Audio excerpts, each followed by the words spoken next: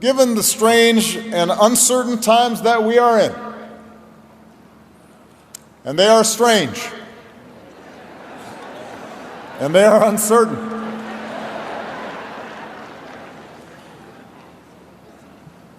with each day's news cycles bringing more head-spinning and disturbing headlines, I thought maybe it would be useful to step back for a moment and try to get some perspective. So I hope you'll indulge me, despite the slight chill, as I spend much of this lecture reflecting on where we've been and how we arrived at this present moment, in the hope that it will offer us a roadmap for where we need to go next. South Africa was then less than a decade removed from full British control. Already laws were being codified to implement racial segregation and subjugation, the network of laws that would be known as apartheid. Most of Africa, including my father's homeland, was under colonial rule. The dominant European powers, having ended a horrific world war just a few months after Madiba's birth, viewed this continent and its people primarily as spoils in a contest for territory and abundant natural resources and cheap labor, and the inferiority of the black race, an indifference towards black culture and interests and aspirations was a given.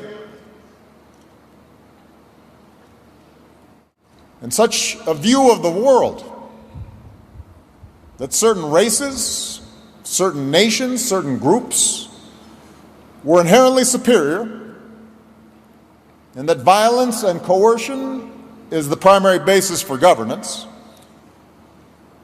that the strong necessarily exploit the weak, that wealth is determined primarily by conquest. That view of the world was hardly confined to relations between Europe and Africa, or relations between whites and blacks. Whites were happy to exploit other whites when they could. And by the way, blacks were often willing to exploit other blacks. And around the globe, the majority of people lived at subsistence levels, without a say in the politics or economic forces that determined their lives. Often they were subject to the whims and cruelties of distant leaders. The average person saw no possibility of advancing from the circumstances of their birth. Women were almost uniformly subordinate to men. Privilege and status was rigidly bound by caste and color and ethnicity and religion. And even in my own country, even in democracies like the United States, founded on a declaration that all men are created equal, racial segregation and systemic discrimination was the law in almost half the country and the norm throughout the rest of the country. That was the world just 100 years ago. There are people alive today who were alive in that world. It is hard then to overstate the remarkable transformations that have taken place since that time. A second world war, even more terrible than the first, along with a cascade of liberation movements from Africa to Asia, Latin America, the Middle East, would finally bring an end to colonial rule. More and more peoples, having witnessed the horrors of totalitarianism, the repeated mass slaughters of the 20th century,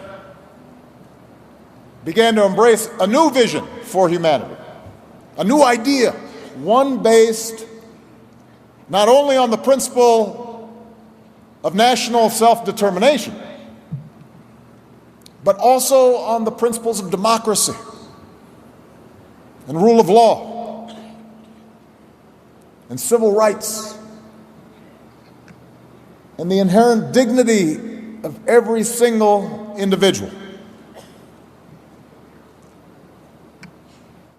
In those nations with market-based economies, suddenly union movements developed, and health and safety and commercial regulations were instituted, and access to public education was expanded, and social welfare systems emerged, all with the aim of constraining the excesses of capitalism and enhancing its ability to provide opportunity not just to some but to all people. And the result was unmatched economic growth and a growth of a middle class. And in my own country, the moral force of the civil rights movement not only overthrew Jim Crow laws, but it opened up the floodgates for women and historically marginalized groups to reimagine themselves, to find their own voices, to make their own claims to full citizenship.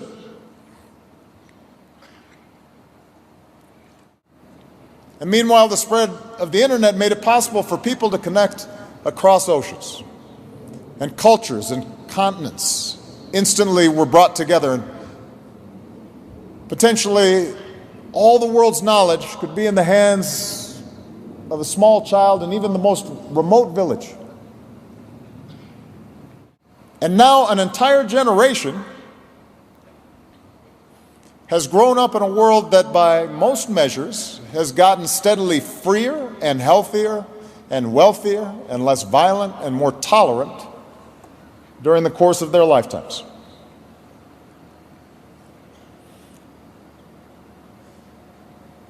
It should make us hopeful.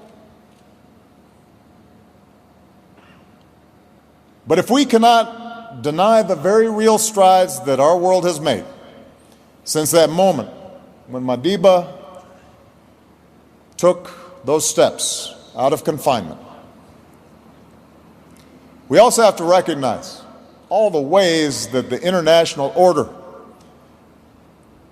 has fallen short of its promise.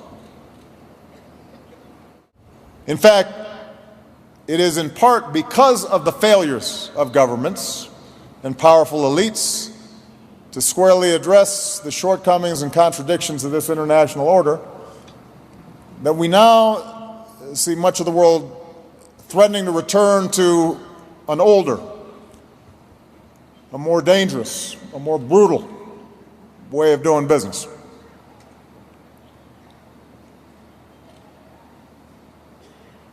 So we have to start by admitting that whatever laws may have existed on the books, whatever wonderful pronouncements existed in constitutions, whatever nice words were spoken during these last several decades at international conferences or in the halls of the United Nations,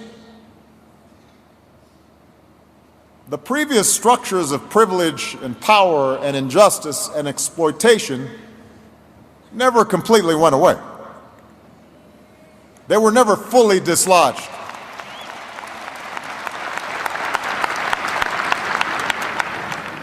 Caste differences still impact the life chances of people in the Indian subcontinent. Ethnic and religious differences still determine who gets opportunity, from Central Europe to the Gulf. It is a plain fact that racial discrimination still exists in both the United States and South Africa. And it is also a fact that the accumulated disadvantages of years of institutionalized oppression have created yawning disparities in income and in wealth and in education and in health, in personal safety, in access to credit. Women and girls around the world continue to be blocked from positions of power and authority. They continue to be prevented from getting a basic education. They are disproportionately victimized by violence and abuse. They're still paid less than men for doing the same work. That's still happening.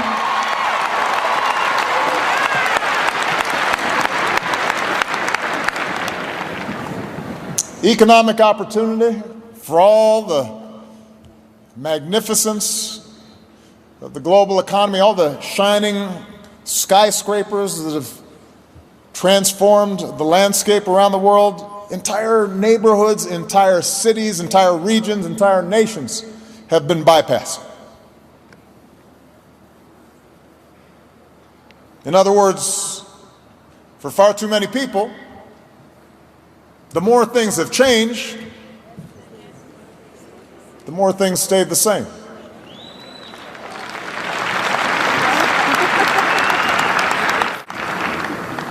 And while globalization and technology have opened up new opportunities, have driven remarkable economic growth in previously struggling parts of the world,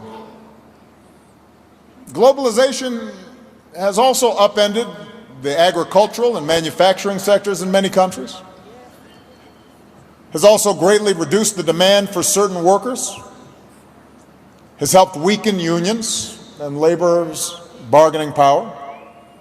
It's made it easier for capital to avoid tax laws and the regulations of nation states. It can just move billions, trillions of dollars with a tap of a computer key.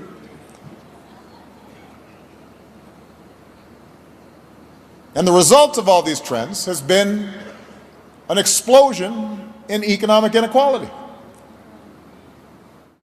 It's meant that a few dozen individuals control the same amount of wealth as the poorest half of humanity. That's not an exaggeration, that's a statistic. Think about that.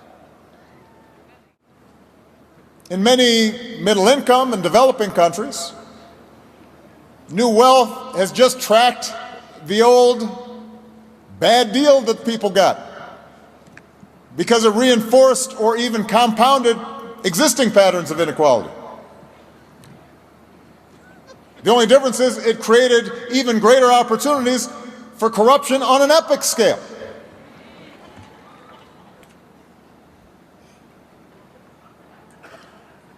And for once solidly middle-class families in advanced economies like the United States, these trends have meant greater economic insecurity, especially for those who don't have specialized skills, people who were in manufacturing, people working in factories, people working on farms. In every country, just about, the disproportionate economic clout of those at the top has provided these individuals with wildly disproportionate influence on their country's political life and on its media, on what policies are pursued and whose interests end up being ignored.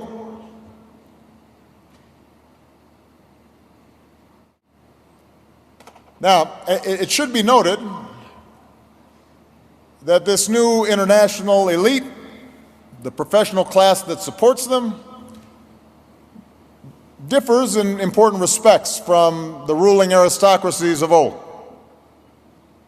It includes many who are self-made. It includes champions of meritocracy.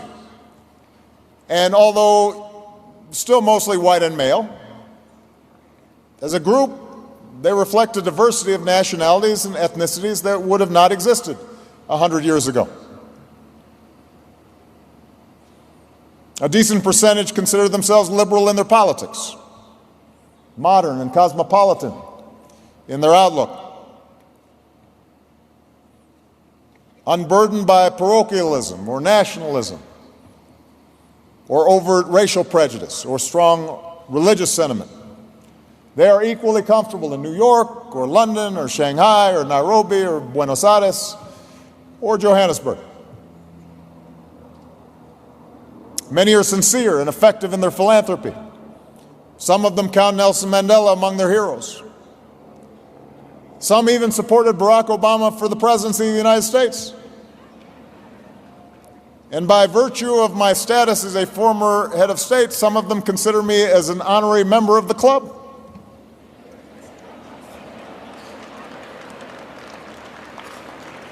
But what's nevertheless true is that in their business dealings, many titans of industry and finance are increasingly detached from any single locale or nation state. They live lives more and more insulated from the struggles of ordinary people in their countries of origin. And their decisions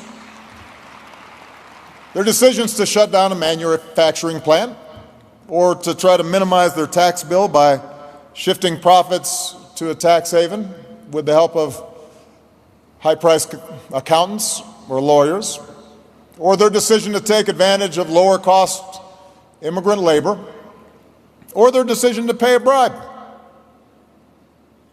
are often done without malice. It's just a rational response they consider to the demands of their balance sheets and their shareholders and competitive pressures. At the end of the 20th century, while some Western commentators were declaring the end of history and the inevitable triumph of liberal democracy and the virtues of the global supply chain, so many missed signs of a brewing backlash. A backlash that arrived in so many forms. It announced itself most violently with 9/11 and the emergence of transnational terrorist networks, fueled by an ideology that perverted one of the world's great religions and asserted a struggle not just between Islam and the West, but between Islam and modernity. And an ill-advised U.S. invasion of Iraq didn't help, accelerating a sectarian conflict. Russia, already humiliated by its reduced influence since the collapse of the Soviet Union, feeling threatened by democratic movements along its borders, suddenly started reasserting authoritarian control, and in some cases meddling with its neighbors. China, emboldened by its economic success, started bristling against criticism of its human rights record. It framed the promotion of universal values as nothing more than foreign meddling, imperialism under a new name. Within the United States, within the European Union, challenges to globalization first came from the left, but then came more forcefully from the right. As you started seeing populist movements, which, by the way, are often cynically funded by right-wing billionaires intent on reducing government constraints on their business interests. These movements tapped the unease that was felt by many people who lived outside of the urban cores, fears that economic security was slipping away, that their social status and privileges were eroding, that their cultural identities were being threatened by outsiders, somebody that didn't look like them or sound like them or pray as they did. And perhaps more than anything else, the devastating impact of the 2008 financial crisis, in which the reckless behavior of financial elites resulted in years of hardship for ordinary people all around the world, made all the previous assurances of experts ring hollow. All those assurances that somehow financial regulators knew what they were doing. that somebody was minding the store, that global economic integration was an unadulterated good. Because of the actions taken by governments during and after that crisis, including, I should add, by aggressive steps by my administration, the global economy has now returned to healthy growth. But the credibility of the international system, the faith in experts in places like Washington or Brussels, all that had taken a blow.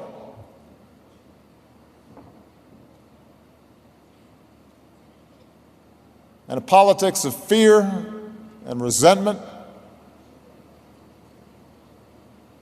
and retrenchment began to appear. And that kind of politics is now on the move.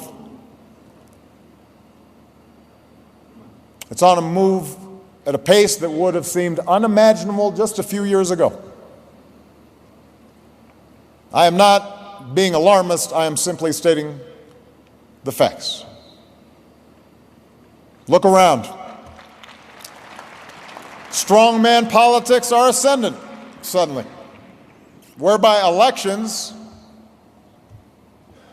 and some pretense of democracy are maintained, the form of it, but those in power seek to undermine every institution or norm that gives democracy meaning.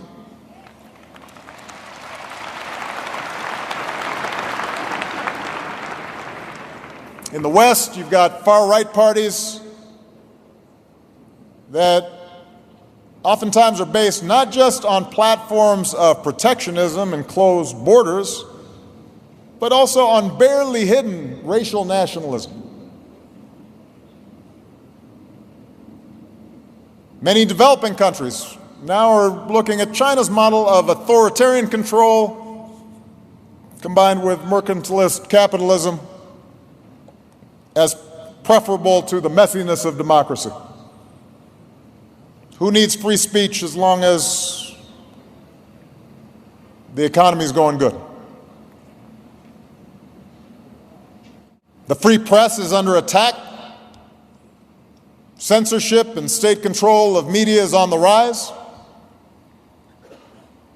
Social media, once seen as a mechanism to promote knowledge and understanding and solidarity, has proved to be just as effective promoting hatred and paranoia and propaganda and conspiracy theories. We now stand at a crossroads. A moment in time at which two very different visions of humanity's future compete for the hearts and the minds of citizens around the world. Two different stories, two different narratives about who we are and who we should be.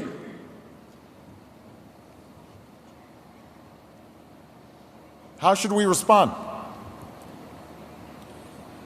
Should we see that wave of hope that we felt with Madiba's release from prison, from the Berlin Wall coming down? Should we see that hope that we had as naive and misguided? Should we understand the last 25 years of global integration as nothing more than a detour from the previous inevitable cycle of history where might makes right and politics is a hostile competition between tribes and races and religions, and nations compete in a zero-sum game, constantly teetering on the edge of conflict until full-blown war breaks out? Is that what we think?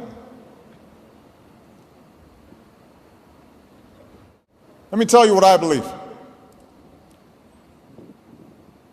I believe in Nelson Mandela's vision. I believe in a vision shared by Gandhi and King and Abraham Lincoln.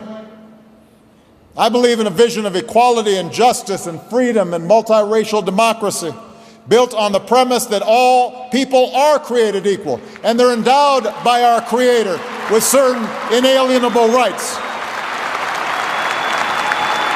And I believe that a world governed by such principles is possible, and that it can achieve more peace and more cooperation in pursuit of a common good. That's what I believe.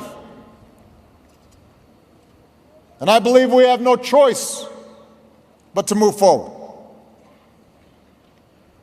That those of us who believe in democracy and civil rights and a common humanity have a better story to tell. And I believe this not just based on sentiment. I believe it based on hard evidence. The fact that the world's most prosperous and successful societies, the ones with the highest living standards and the highest levels of satisfaction among their people, happen to be those which have most closely approximated the liberal progressive ideal that we talk about, and have nurtured the talents and contributions of all their citizens. The fact that authoritarian governments have been shown time and time again to breed corruption because they're not accountable, to repress their people, to lose touch eventually with reality, to engage in bigger and bigger lies that ultimately result in economic and political and cultural and scientific stagnation. Look at history. Look at the facts. The fact that countries which rely on rabid nationalism and xenophobia and doctrines of tribal, racial, or religious superiority as their main organizing principle, the thing that holds people together, eventually those countries find themselves consumed by civil war or external war. Check the history books. The fact that technology cannot be put back in a bottle. So we're stuck with the fact that we now live close together, and populations are going to be moving. And environmental challenges are not going to go away on their own. So that the only way to effectively address problems like climate change or mass migration or pandemic disease will be to develop systems for more international cooperation, not less.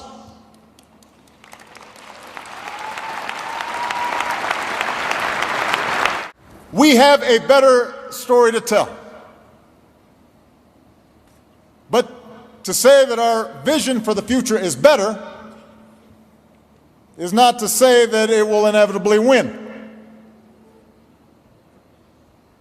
Because history also shows the power of fear.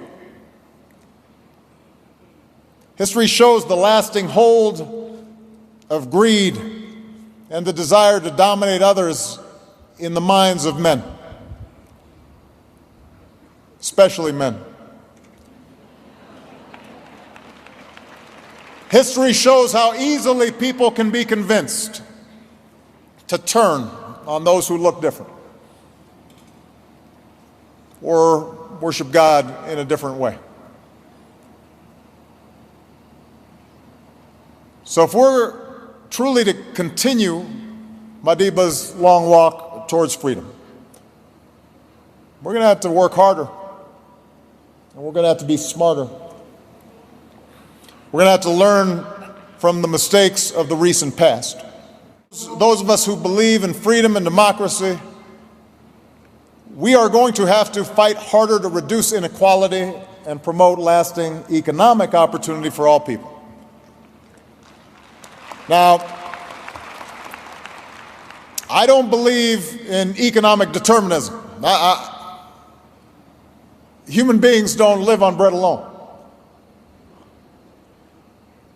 But they need bread. And history shows that societies which tolerate vast differences in wealth feed resentments and reduce solidarity and actually grow more slowly. And that once people achieve more than mere subsistence, then they're measuring their well-being by how they compare to their neighbors. and whether their children can expect to live a better life. And when economic power is concentrated in the hands of the few, history also shows that political power is sure to follow, and that dynamic eats away at democracy. Sometimes it may be straight out corruption, but sometimes it may not involve the exchange of money. It's just folks who are that wealthy get what they want, and it undermines human freedom. He said, where globalization means, as it so often does, that the rich and the powerful now have new means to further enrich and empower themselves at the cost of the poor and the weaker, then we have a responsibility to protest in the name of universal freedom. That's what he said. So if we are serious about universal freedom today, if we care about social justice today, then we have a responsibility to do something about it. And I would respectfully amend what Madiba said. I don't do it often, but I'd say it's not enough for us to protest. We're going to have to build. We're going to have to innovate. We're going to have to figure out how do we close this widening chasm of wealth and opportunity, both within countries and between them. And how we achieve this is going to vary country to country. But we can learn from the last 70 years that it will not involve unregulated, unbridled, unethical capitalism. It also won't involve old-style command and control socialism from the top. That was tried. It didn't work very well. For almost all countries, progress is going to depend on an inclusive market-based system, one that offers education for every child, that protects collective bargaining and secures the rights of every worker, that breaks up monopolies to encourage competition in small and medium-sized businesses, and has laws that root out corruption and ensures fair dealing in business, that maintains some form of progressive taxation so that rich people are still rich, but they're given a little bit back to make sure that everybody else has something to pay for universal health care and retirement security, and invests in infrastructure and scientific research that builds platforms for innovation. I should add, by the way, right now I'm actually surprised by how much money I got. And let me tell you something. I don't have half as much as most of these folks, or a tenth or 100th. There's only so much you can eat. There's only so big a house you can have. There's only so many nice trips you can take.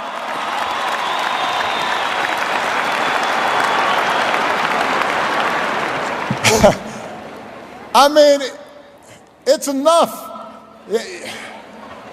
You don't have to take a vow of poverty just to say, well, let me help out a few of the other folks. Let me look at that child out there who doesn't have enough to eat or needs some school fees. Let me help him out. I'll pay a little more in taxes. It's okay.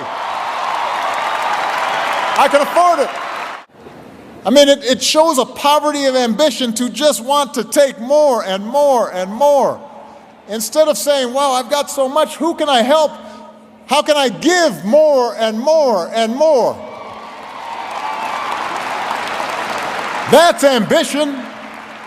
That's impact. That's influence. What an amazing gift to be able to help people, not just yourself. You get the point. It involves promoting an inclusive capitalism, both within nations and between nations. And as we pursue, for example, sustainable development goals, we have to get past the charity mindset. We've got to bring more resources to the forgotten pockets of the world through through investment and entrepreneurship, because there is talent everywhere in the world if given an opportunity.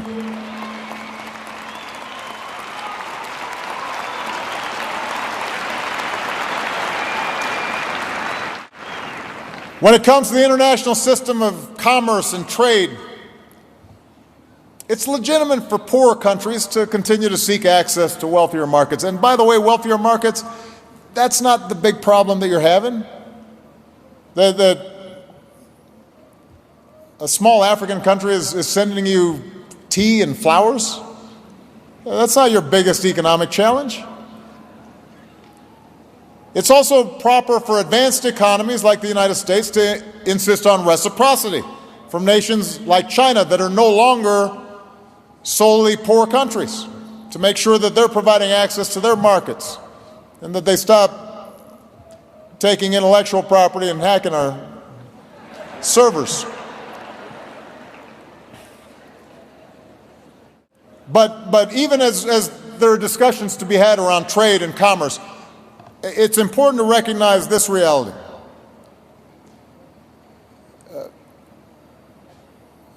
While the outsourcing of jobs from north to south, from east to west, while a lot of that was a dominant trend in the late 20th century, the biggest challenge to workers in countries like mine today is technology. And the biggest challenge for your new president, when we think about how we're going to employ more people here, is going to be also technology, because artificial intelligence is here and it is accelerating. And you're going to have driverless cars, and you're going to have more and more automated services. And that's going to make the job of giving everybody work that is meaningful tougher. And we're going to have to be more imaginative. And the pace of change is going to require us to do more fundamental reimagining of our social and political arrangements to protect the economic security and the dignity that comes with a job. It's not just money that a job provides. It provides dignity and structure and a sense of place and a sense of purpose. And so we're going to have to consider new ways of thinking about these problems, like a universal income, review of our work week, how we retrain our young people, how we make everybody an entrepreneur at some level.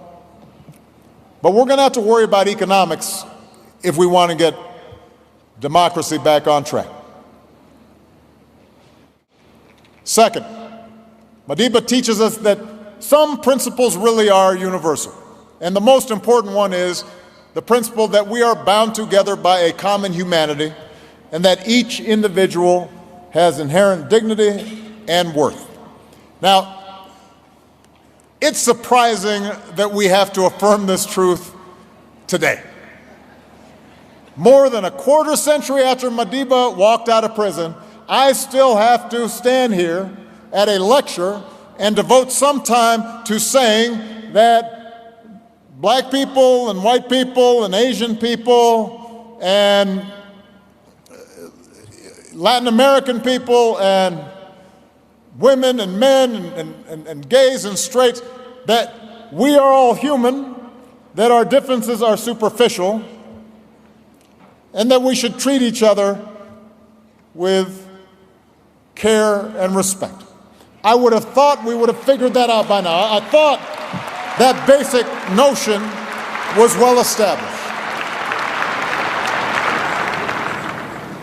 But it turns out, as we're seeing in this recent drift into reactionary politics, that the struggle for basic justice is never truly finished. So we've got to constantly be on the lookout and fight for people who seek to elevate themselves by putting somebody else down. And by the way, we also have to actively resist. This is important, particularly in some countries in Africa, like my own father's homeland. I've made this point before. We have to resist the notion that basic human rights like freedom to dissent or the right of women to fully participate in the society, or the rights of minorities to equal treatment, or the rights of people not to be beat up and jailed because of their sexual orientation. We have to be careful not to say that somehow, well, that doesn't apply to us, that those are Western ideas rather than universal imperatives. In 1964, before he received the sentence that condemned him to die in prison, he explained from the dock that the Magna Carta, the Petition of Rights, the Bill of Rights are documents which are held in veneration by Democrats throughout the world. In other words, he didn't say, well, those folks weren't written by South Africans, so I guess I can't claim them. No, he said that's part of my inheritance. That's part of the human inheritance. That applies here in this country, to me and to you. And that's part of what gave him the moral authority that the apartheid regime could never claim, because he was more familiar with their best values than they were. He had read their documents more carefully than they had. And he went on to say political division based on color is entirely artificial. And when it disappears, so will the domination of one color group by another. That's Nelson Mandela speaking in 1964 when I was 3 years old.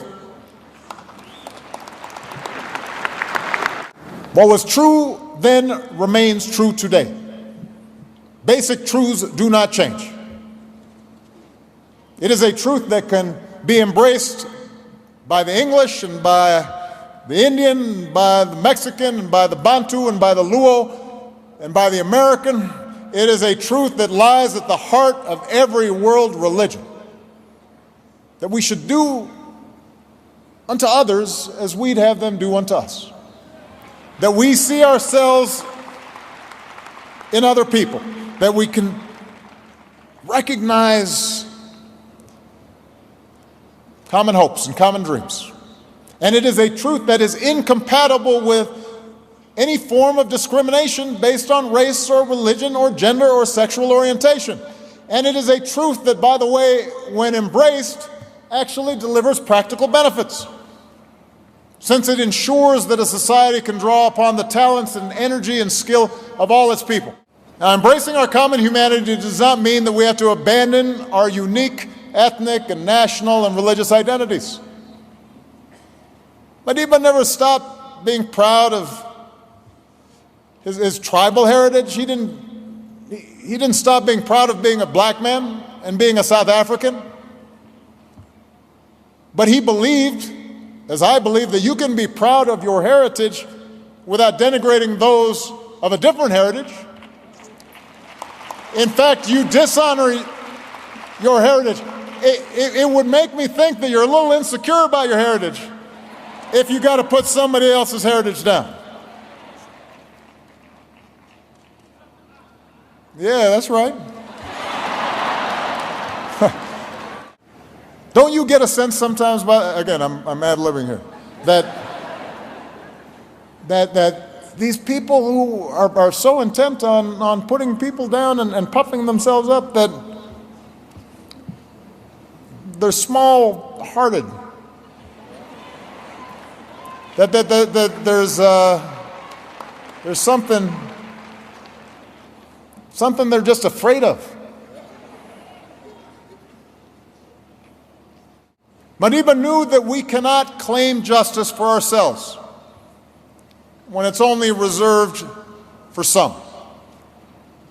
Madiba understood that we can't say we've got a just society simply because we've replaced the color of the person on top of an unjust system, so the person looks like us even though they're doing the same stuff, and somehow now we've got justice. That doesn't work.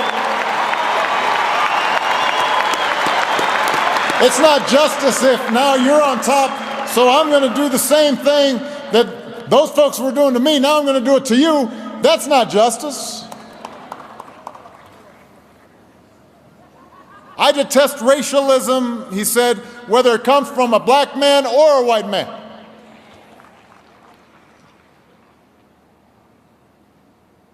Now we have to acknowledge that there is disorientation that comes from rapid change and modernization, and the fact that the world has shrunk. And we're going to have to find ways to lessen the fears of those who feel threatened. In the West's current debate around immigration, for example, it's not wrong to insist that national borders matter. That's, whether you're a citizen or not is going to matter to a government, that laws need to be followed, that in the public realm, newcomers should make an effort to adapt to the language and customs of their new home.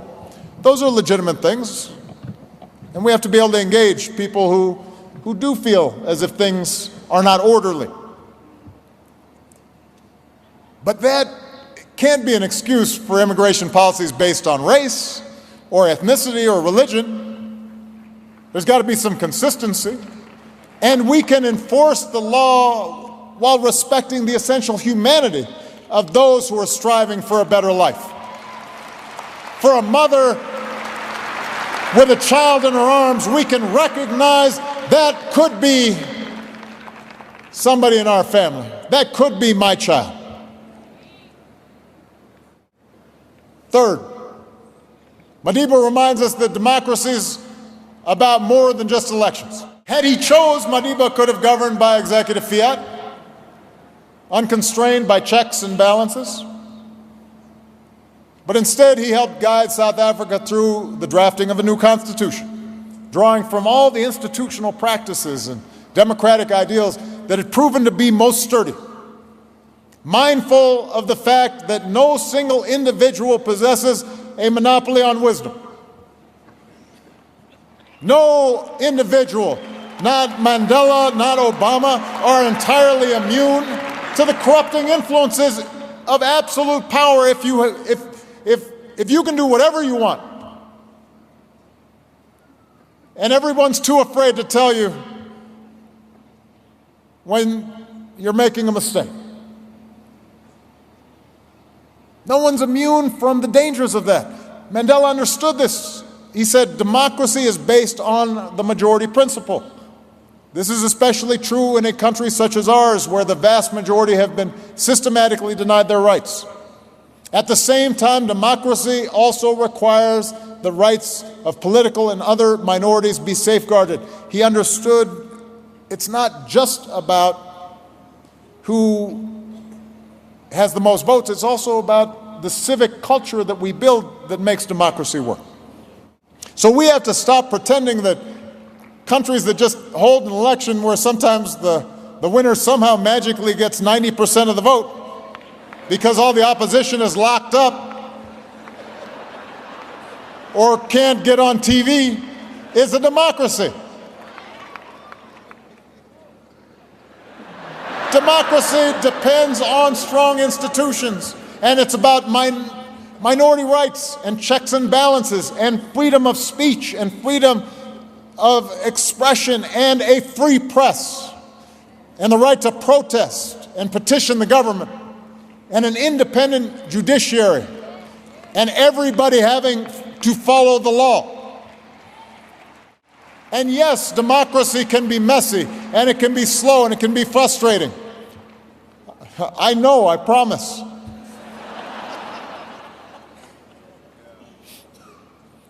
But the efficiency that's offered by an autocrat, that's a false promise. Don't take that one, because it leads invariably to more consolidation of wealth at the top and power at the top. And it makes it easier to conceal corruption and abuse. For all its imperfections, real democracy best upholds the idea that government exists to serve the individual and not the other way around. And it is the only form of government that has the possibility of making that idea real. So for those of us who are interested in strengthening democracy, it's time for us to stop paying all of our attention to the world's capitals and the centers of power and to start focusing more on the grassroots, because that's where democratic legitimacy comes from, not from the top down, not from abstract theories, not just from experts, but from the bottom up, knowing the lives of those who are struggling. As a community organizer, I learned as much from a laid-off steelworker in Chicago or a single mom in a poor neighborhood that I visited as I learned from the finest economists in the Oval Office. Democracy means being in touch and in tune with life as it's lived in our communities. And that's what we should expect from our leaders. And it depends upon cultivating leaders at the grassroots who can help bring about change and implement it on the ground, and can tell leaders in fancy buildings, this isn't working down here.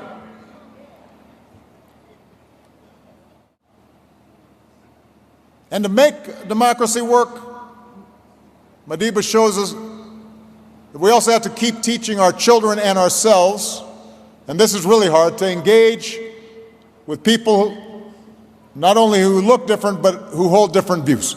This is hard.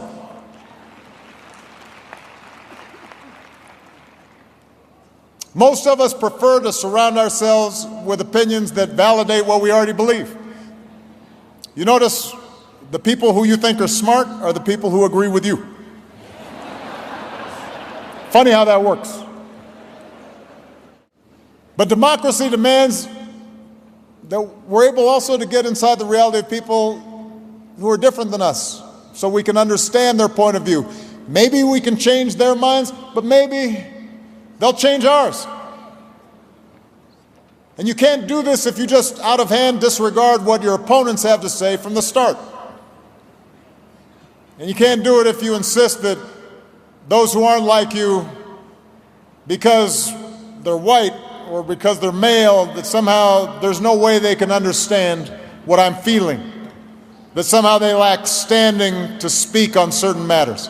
Madiba, he lived this complexity.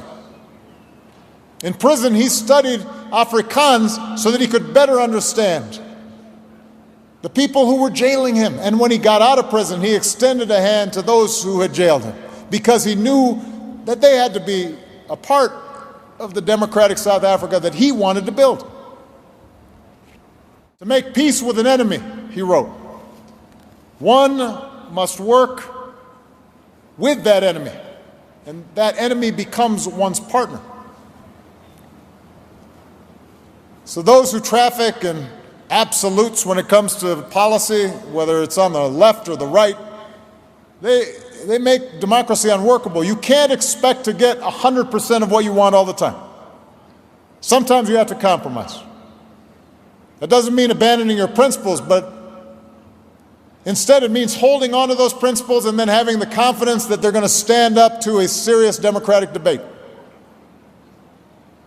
That's how America's founders intended our system to work. That through the testing of ideas and the application of reason and proof, it would be possible to arrive at a basis for common ground. And I should add, for this to work, we have to actually believe in an objective reality. This is another one of these things that I didn't think I had to lecture about. You have to believe in facts. Without facts, there's no basis for cooperation.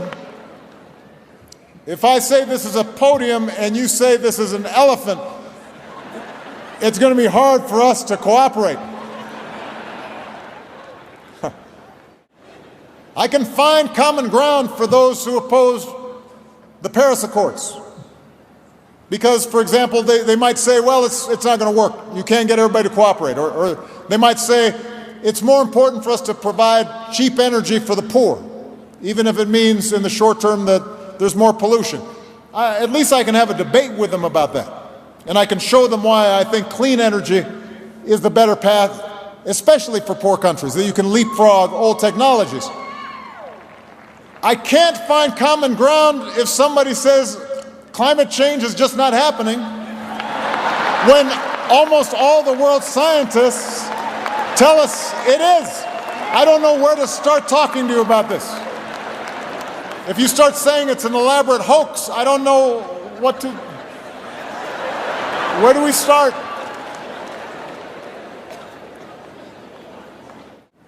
Unfortunately, too much of politics today seems to reject the very concept of objective truth. People just make stuff up.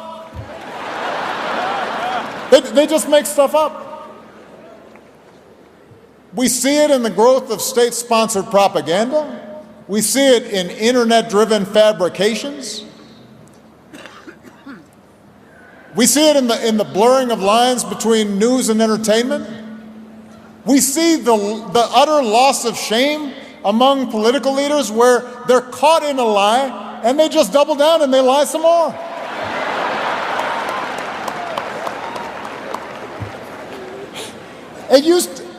Look, let me say, politicians have always lied, but it used to be if you caught them lying, they'd be like, oh man. Now they just keep on lying. They just...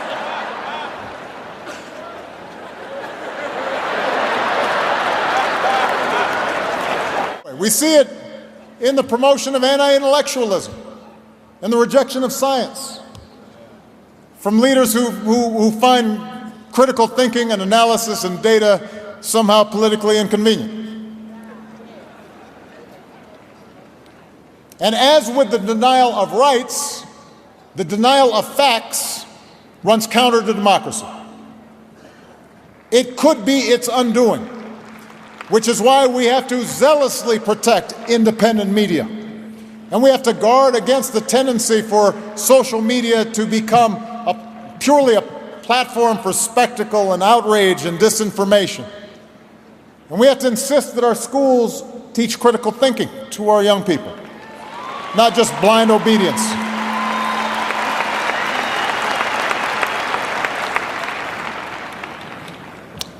Which I'm sure you are thankful for leads me to my final point. We have to follow Madiba's example of persistence and of hope. It's tempting right now to give in to cynicism, to believe that recent shifts in global politics are too powerful to push back, that the pendulum has swung permanently. And just as people spoke about the triumph of democracy in the 90s, now you're hearing people talk about the end of democracy and the triumph of tribalism and the strong man.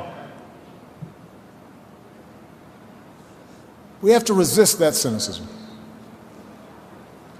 because we've been through darker times.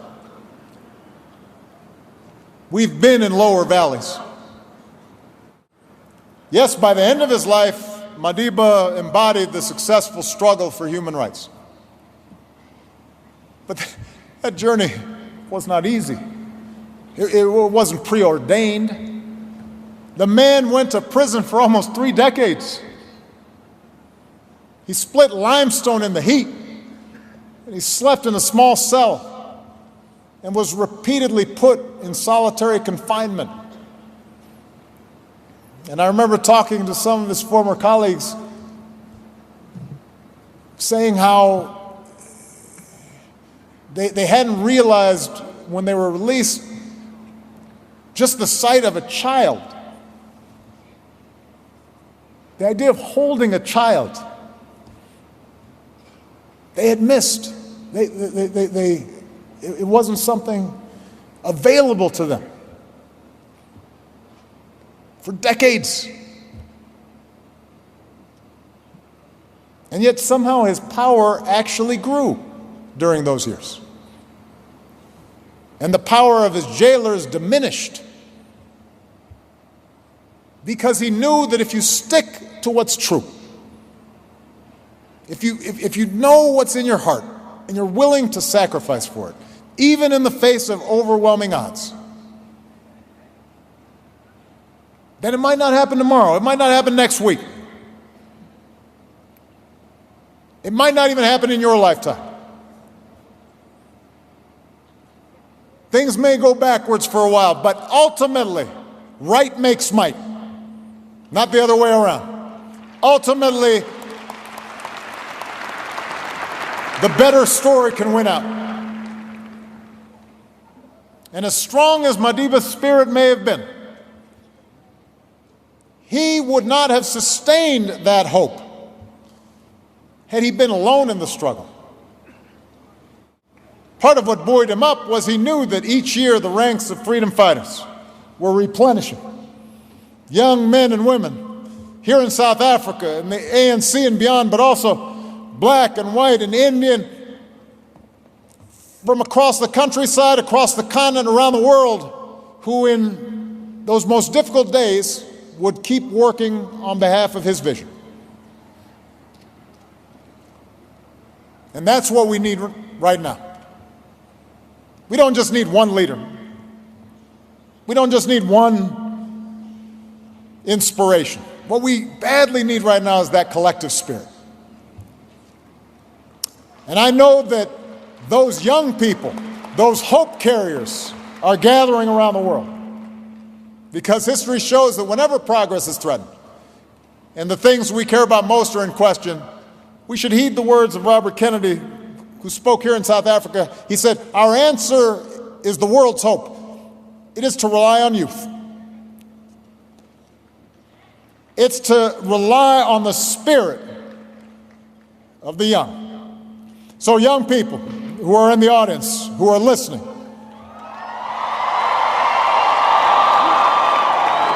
my message to you is simple. Keep believing. Keep marching. Keep building. Keep raising your voice. Every generation has the opportunity to remake the world.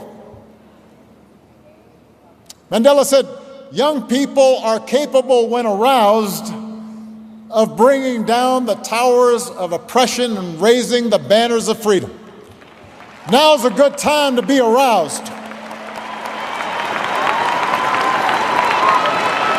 Now's a good time to be fired up.